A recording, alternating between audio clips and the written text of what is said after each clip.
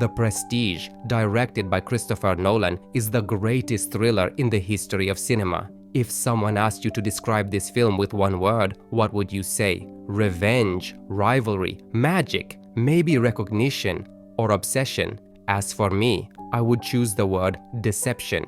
The entire film is built on lies, but how exactly did Christopher Nolan deceive everyone? It's actually very simple. What if I told you one truth? The machine that duplicates objects, cats, or people does not exist. There's not a single piece of real evidence that it ever created copies. Of course, you might say that this sounds like complete nonsense, but you're forgetting the most important thing. Where do we even get our information about Tesla, Angier's journey, and his secret of teleportation? Let me remind you, we learned all of this from Robert's diary, a diary that Alfred received in prison from a certain Lord Caldlow. And furthermore, Lord Caldlow would like to present this to you. This is the diary of Robert Angier. Borden takes the diary and starts reading it. 7 minutes and 36 seconds into the film. This is where Angier's story begins, but an hour and 24 minutes later, Borden no longer believes that everything happened the way the diary describes it. That's why he decides it must be a forgery. Angel's diary, a sign of good intentions. It's a total forgery. Everything that happens in the film comes from the diary's account. Borden is the narrator the entire time. And the diary ends at the moment Robert activates Tesla's machine. That's important. I'll try to explain everything from here, but this is where the real question appears. Can we even trust the diary? What stopped Angier from making up the entire story? In my opinion, the audience never actually tried to solve the mystery. Think back to the very beginning of the film. At this very moment, you begin to search for the true answer, but you simply cannot find it.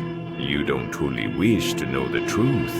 You actually prefer to be deceived. We want to be fooled, and if you look closely at the film, keeping this in mind, you'll start to notice the clues Nolan left behind. I'm not saying Robert never met Tesla, or that the machine was never built, or that the trick never happened. What I'm saying is that the machine never duplicated anything, not cylinders, not cats, not people. The machine was just a prop. It was designed to take all of our attention away from the real method. Angier's trick is real. Borden saw it with his own eyes, and so did hundreds of people in the audience. It's the only illusion Robert ever created himself. Before that, the great Danton relied entirely on Cutter's tricks and props. He never invented anything on his own. But this time, he surpassed everyone. Actual transportation across space. Tesla's machine and the diary were nothing more than bait.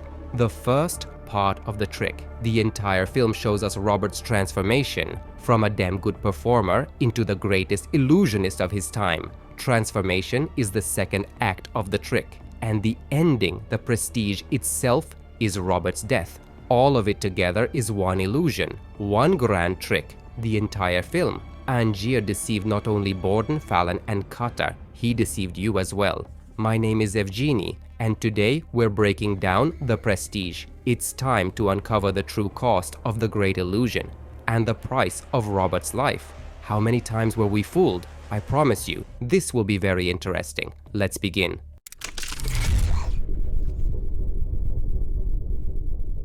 So many viewers believe that the main twist of the film is the revelation that Borden has a twin brother, Fallon. The twins really are difficult to tell apart, and that secret explains a lot. But this is where things truly get interesting. To understand the real meaning of the ending, we have to focus on another key element of the story, Tesla's machine. And this brings us to the most important point, the proof that the machine never duplicated objects and never created clones of Robert. Throughout the film, we're carefully led to believe that magic might actually exist in this world. And that's not an accident, unexplainable science. And how is that not magic? But here's the catch. We have to remember that almost everything we know, most of the film itself, comes from Angier's story, written in the diary and read aloud by Borden while he's sitting alone in a prison cell. And Robert uses that diary as bait. His goal is to deceive Alfred, and we, as viewers, are left with a choice. Either accept the story, believe it, and be fooled, or try to uncover the truth. But for now, let's return to magic. out on a snowy field, far from the city and covered in glowing light bulbs. This, according to Robert, is where he first witnessed real magic. Magic. This is truly real magic. Tesla, once again, according to Robert, is capable of creating real magic. That's why Angier asked the scientist to build a machine for him. But in their conversation, there isn't a single clear instruction about what Tesla is actually supposed to create, only vague words. I want the impossible. He frames it as a challenge, and Tesla couldn't refuse a challenge from himself, so he built a machine. But we can only guess what this machine was ever meant to do. There's not a single line about teleportation or duplication. If we go back to the hotel scene with Robert and Mr. Ali, we see that Angier tears out a page from Borden's diary and asks Tesla to build a machine just like the one described there. Tesla was already building a machine for a magician. Why that car again? Professional competition. But what did Tesla actually build for Alfred? Nothing extraordinary, just a piece of stage equipment, a machine that didn't create coppers. Alfred knew he wasn't as strong a performer as Robert, so he wanted to add flair to his trick, to brighten the show with sparks and lightning. The machine drew the audience's attention and made them believe in magic, instant transportation, because Borden himself couldn't present his trick as true magic, not the way Angier could. He's a bad magician. No, he's an amazing magician. He's a terrible actor. He doesn't know how to sell his act. How'd he do? Let's go back to Tesla again. During the first demonstration of the machine, nothing happens to Robert. We simply understand that it doesn't work the way it's supposed to. They tested the mechanism on a top 10 times, and nothing. So perhaps they needed to try another object. Or, to be precise, a living cat. And the result was exactly the same, nothing. But when Robert steps outside, he sees dozens of tops scattered on the ground near the building, and only 3 cats. If I weren't so picky, I probably wouldn't have noticed it, but this scene contains a whole row of inconsistencies.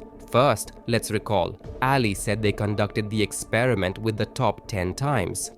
Well, where did my top hat go? It's not going anywhere. We've tested this cursed contraption 10 times. The hat simply wouldn't disappear. But on the ground, in that single shot, there are more than 30 tops, and I think there are actually far more than that. According to Tesla, they placed a cat inside the machine for the first time to understand the cause of the failure and find a solution. But again, in one shot, we see 2 cats running away and 1 standing at Robert's feet. So there are 3 in total. There may not be a perfectly clear explanation, but one thing is likely. One of these cats is the one from the laboratory, the one Ali released outside. But where did the 3rd cat come from? According to Robert's version, the machine doesn't transport an object, it creates a copy, a single copy.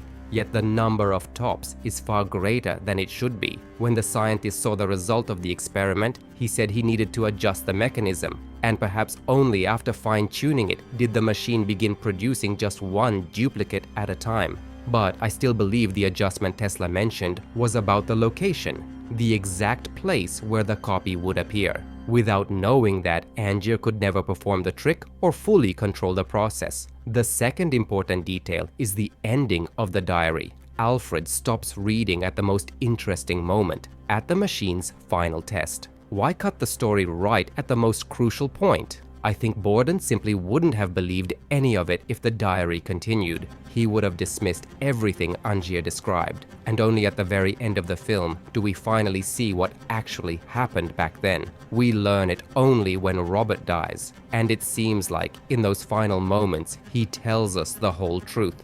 The sacrifice he had to make. What was he feeling at that moment? The fear of being trapped, or the fear of becoming the prestige? And again, we learn all of this only from the magician's own words. There isn't a single witness. All of his assistants are blind. Cutter is forbidden to go beneath the stage. So all we have are Robert's claims. It's all bait. Angier's trap, designed to deceive Borden, to make him believe that Tesla created a machine capable of duplicating anything placed inside it. But at what point in the film did we start believing Angier? When exactly did we fall for the bait? Robert is an actor. He doesn't create tricks or illusions. Without Cutter, he's nothing. And Borden isn't much better. An average magician, a twin brother, that's hardly magic at all. But they shared one life between the two of them. That was their trick, not teleportation, of course. Everything begins when we're shown the performance of the Chinese magician,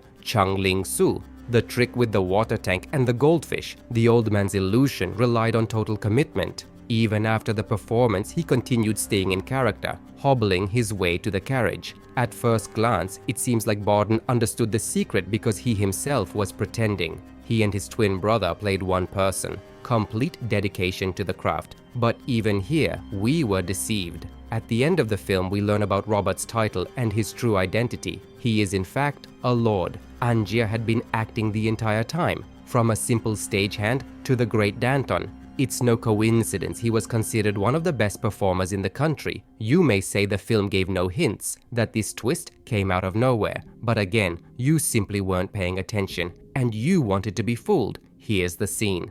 Lived my whole life pretending to be someone else.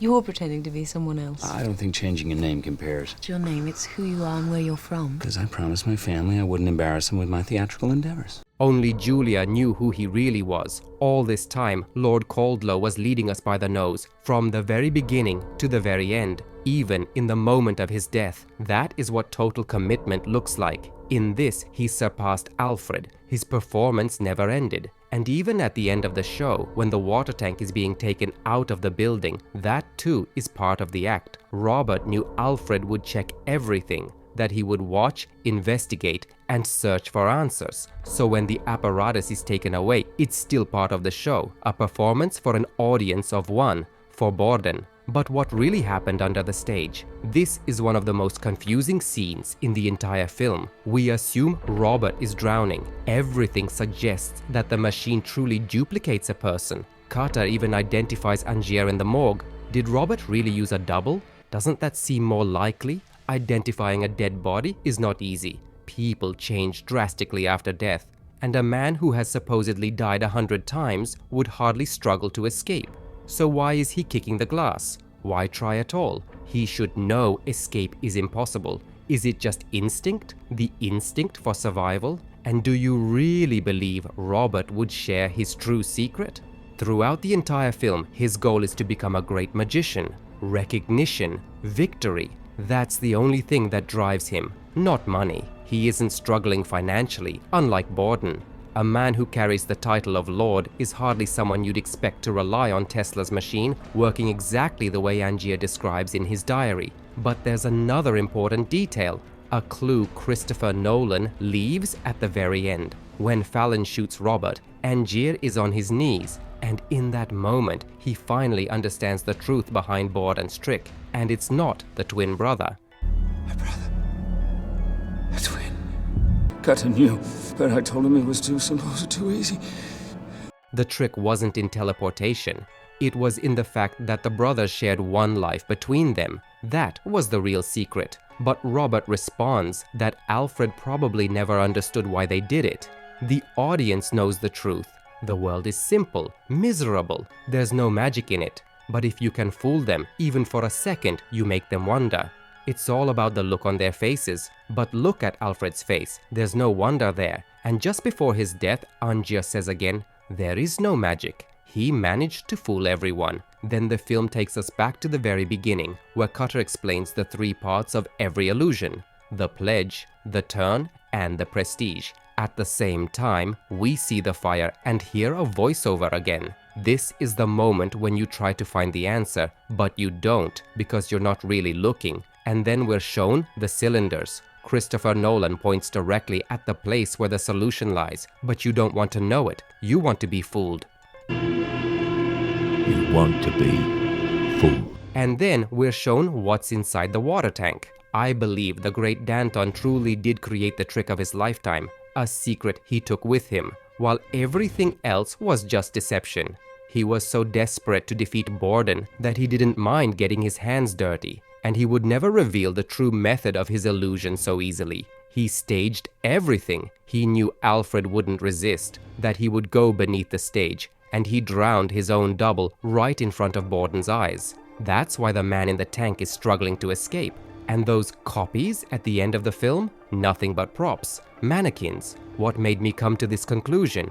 Christopher Nolan, of course. When journalists asked Nolan about it in an interview, he answered with surprising directness. The question was, why is the film described as a dramatic thriller? What about the elements of science fiction? Nolan replied that there is no science fiction in the film, unlike in Christopher Priest's novel. But what about the machine that supposedly created copies? And Nolan said, "Didn't you understand? The machine didn't create anything." After hearing those words, I decided to analyze everything myself. What exactly did the director mean? Yes, Priest's novel The Prestige is very different from the film, and I didn't even try to use the book as a source for answers. That would be impossible. And if you read the screenplay, you won't find the truth there either. Christopher Nolan transferred the script to the screen perfectly. No deleted scenes, no missing dialogue. So I tried, the only word for it is tried, to find the answer on my own. The film The Prestige borrows its central idea from Christopher Priest's novel, but the novel itself was inspired by a real historical figure, the popular magician Chung Ling-soo. He's the very old man in the film who hides the water tank between his legs. In reality, Chung Ling-soo was a stage persona created by William Robinson, a white man who dressed as a Chinese performer to profit from the audience's fascination with exotic acts. Robinson lived as Chung, never appearing in public out of character. He died in March 1918 while performing the bullet catch trick, when someone decided to put a button into the barrel of the gun. The novel also contains 2 diaries, but in the film they are read simultaneously. The editing and structure of The Prestige are flawless. Alfred and Sarah are hanged. Angier and Julia drown, bird cages with living birds, a giant water tank filled with dead men, a double-sided coin, 146 time jumps, hundreds of details. The screenplay took 6 years to develop. Christopher Nolan is the future of cinema, and The Prestige is the greatest thriller in the history of film. And what do you think? Share your thoughts in the comments. If you'd like to help the channel grow, you can support me on Patreon, via PayPal, or by becoming a channel member. Any support means so much to me. Thank you.